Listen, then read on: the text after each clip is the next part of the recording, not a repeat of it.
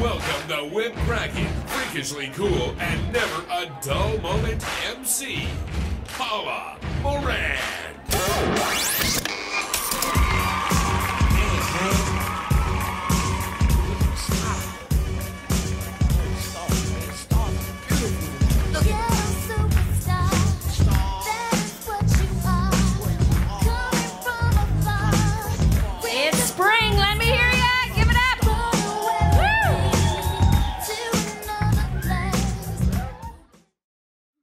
So I go up and she says, I need you to see something. She grabs my arm, pulls me into her room, shuts the door. And I'm like, oh.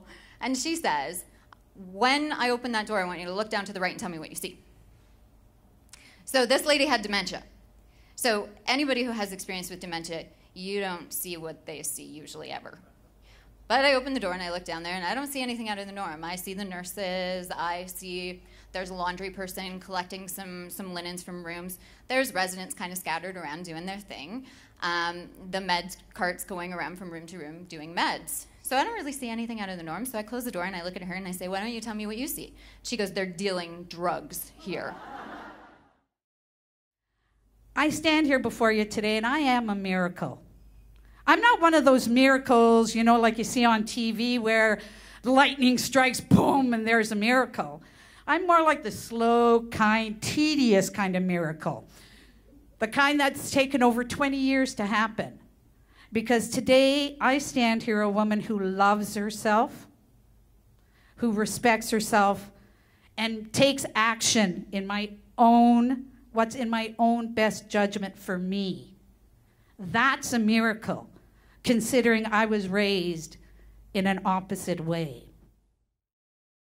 Anyways, we gave birth to a little baby boy, and we actually call that little baby boy Adam. First calf born on the farm. Isn't that sweet? Isn't that special? Yeah, Adam was just a sweet when we ate him. And so the whole thing, you look at the whole lessons of what you learn on the farm. One of those main lessons was the farmer versus the hired hand. You actually can care for your animals and give them the best life possible. And that translates now even into my sort of current journey working at Youth for Christ. I don't get to deliver animals as much anymore. I work with animals. And so working with them, you soon realize you get to a lot of times stand in that gap. When there's a lot of enemies, there's a lot of challenges, there's a lot of opposition, there's a lot of things that are unknown with youth. And you get to stand in that gap and help them find voice, help them find their full capabilities and possibilities, and help them explore. As we transitioned to Corey at 16, who was going on a trip across Canada, she went east to west. She fell in love with the East Coast, she fell in love with the West Coast, and she came home and said that, I'll be going to school in the East or West Coast. And Pete and I said, yeah, whatever. I've learned to never underestimate your kids. As Corey decided later on in January of this past year that she was going to be going off to university, she was looking at Simon Fraser University in Vancouver.